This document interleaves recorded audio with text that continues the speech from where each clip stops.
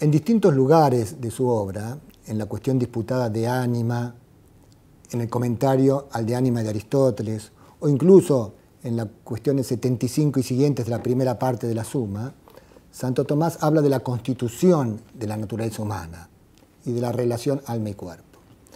Para entenderlo bien, tenemos que recordar que alma, en la tradición griega y luego medieval también, designa simplemente el principio animador de todo viviente, ánima. Una cosa es animada porque tiene ánima. Por lo tanto, se da por descontado que todo viviente, las plantas, los animales y el hombre tienen un alma.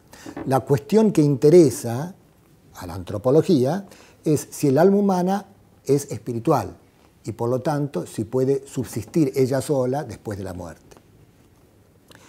Para entender bien eso, conviene también recordar que si bien ya los distintos filósofos antiguos hablan del alma de los vivientes, Aristóteles precisa que el alma no es una cosa dentro del viviente, sino que es un principio sustancial del mismo. Más concretamente es la forma del viviente. Es decir, ¿sí?, dentro de su doctrina hilemórfica, la forma es aquel principio que da especificidad al compuesto. Entonces, así como en las plantas y en los animales, también en el hombre el alma es su forma. ¿Puede una forma ser espiritual? Santo Tomás se hace la pregunta y responde con un argumento filosófico.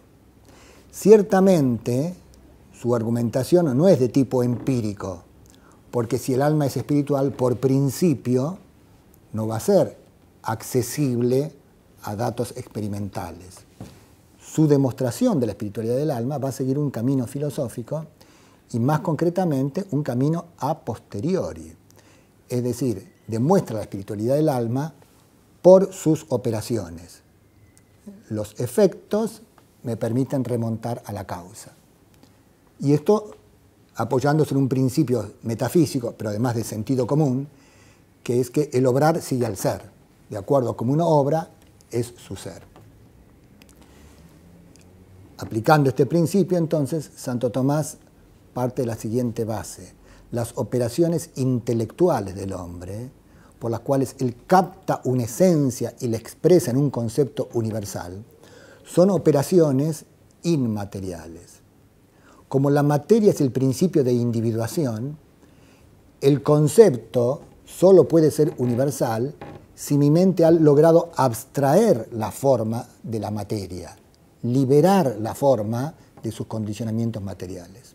Como tenemos conceptos universales, entonces tenemos la capacidad de hacer existir las formas de las cosas inmaterialmente en nuestra mente, lo cual supone entonces la espiritualidad de la inteligencia y por lo tanto del alma en la cual ella está asentada.